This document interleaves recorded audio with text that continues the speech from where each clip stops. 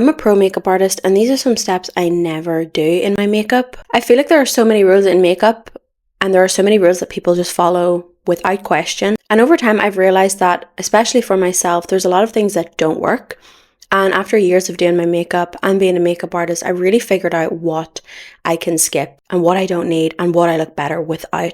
A lot of them just don't work for my face, my skin, or my aesthetic. I love how I do my makeup. I actually have a shoot today where I am in front of the camera. They want me to just look how I normally look. So while I get ready, I'm going to do like my everyday favorite, perfect signature glam and talk you through what I don't do. If you're someone that feels like your makeup isn't quite right, or you feel like certain steps don't look right on you, this might be your saving grace. The first thing I never do, which always shocks people, I never wear primer. I am such a huge believer in skincare being the best form of prep. If you meet your skin's needs with skincare and tackle skin concerns with skincare, I find that makeup just works so much better. Maybe it's a mental thing as well, but I feel like adding another layer of base on your skin isn't really conducive to making a really perfect, beautiful base. So right now I have like skincare products on my skin that have been recommended to me by a dermatologist for my skin type and for my skin concerns and for my preference with my finish. I have dry skin and I like a very glowy finish. So I'm using things that will make it very glowy and not dry down throughout the day. If I was doing someone's makeup who is very oily, I would treat their skin with products that minimize oil and oil production throughout the day. And I really find that a lot of times primer can be a step that foundation, concealer, powder end up fighting with or competing with. Sometimes if I am doing a client and they're very oily, I'll maybe use a little bit of like a pore stick around their nose or wherever they get really oily, but mostly I will use a lot of skincare to prevent the oil or a lot of powder in the area of concern. If your skin is prepped well, your foundation goes on smoother, better, lasts better, looks better, wears better, and looks better on camera. Primer can't fix dehydrated skin. Now, this really is an aesthetic thing. I really love the look of no coverage on the under eye. I think on some people, like a really full coverage, bright under eye is great, but for my particular style, I don't love it. I love when makeup looks a little bit lived in, looks like it tells a story, and to me, that is what an under eye bag does. Sorry if you could hear the washing machine that whole time. I think this shocks a lot of people because concealer really is supposed to be a non-negotiable. For me, it's just not. A lot of times, if I'm working on clients where I know their aesthetic, I know their vibe, and I know what vibe they want from me, I'll avoid it. On the flip side, I also am aware that a lot of people don't like that, and I can tell, and I know, so I will brighten the under eye.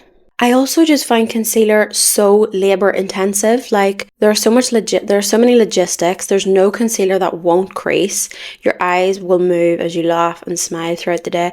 There's no way to prevent that. So I'm not gonna enter into a battle with concealer every day knowing that it's gonna piss me off all day and it just doesn't look good.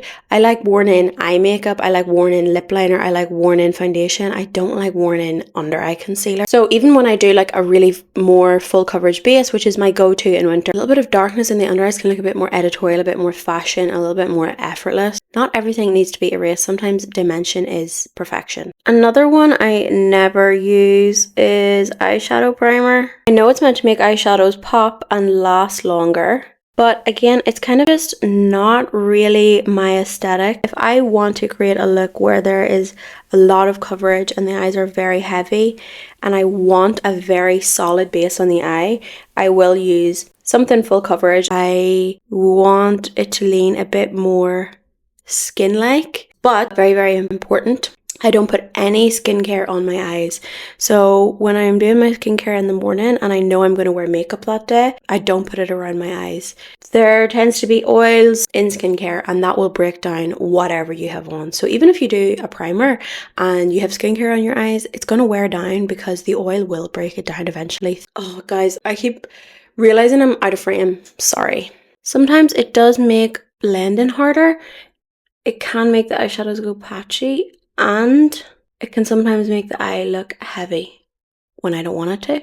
So I don't put anything on my lids at all. For example, this eyeliner is the first piece of eye makeup I'm putting on my eyes.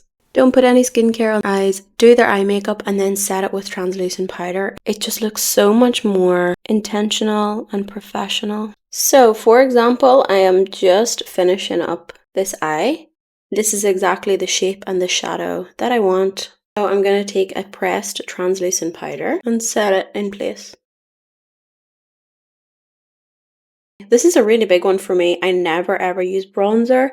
Maybe on a random day in summer. I've only ever found one bronzer that works for me. Obviously, I'm very pale. I have very dark hair.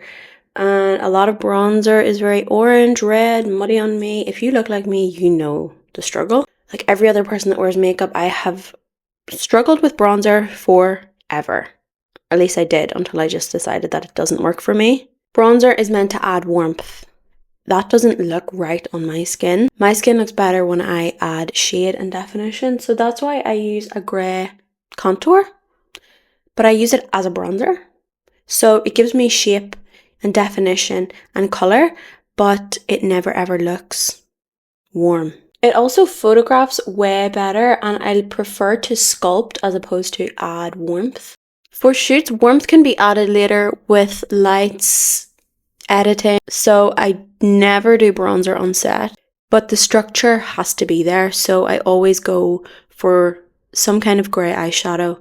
And if someone is really, really pale, I will use a really pale grey, nearly white contour. And if they're really dark, I will use like a really dark charcoal or sometimes black. I focus on cheekbone, jaw definition, and a little bit around the temples, so just whatever's left on the brush. But since I am going to be on camera, I'm going to add a wee bit more today. This one always gets a really weird reaction, but I've done this for so long. Obviously, I love lip liners and I use so many lip liners, but in all my years of wearing makeup, I have always played around with eyebrow pencils instead of lip liners. So for example, this is an eyebrow pencil, and as you can see, it is brown, but it's cool toned. So there's obviously a theme here. I'm working for my complexion and my aesthetic. I like cooler toned makeup, and I feel like it worked better on me. It's also my aesthetic. Brow pencils tend to have a cooler tone, because if there is any slight hint of warmth, it will look red on the eyebrow. I know that from working on every complexion possible in the past 11 years. No matter how warm they are, no matter how warm their complexion is, if the eyebrow pencil is too brown, it doesn't look right, unless you are a redhead. So sometimes I really like to use these as a brown lip liner to give me that very cool toned definition. I also love eyebrow pencils because they tend to be long wear or waterproof, which means they are less likely to come off when you're eating and drinking. Lip liners can be so hard to keep, and eyebrow pencils usually are a bit more dry, so once they are on, they will set and dry. They also tend to be a little bit more precise, like this one. They're designed for a very small area.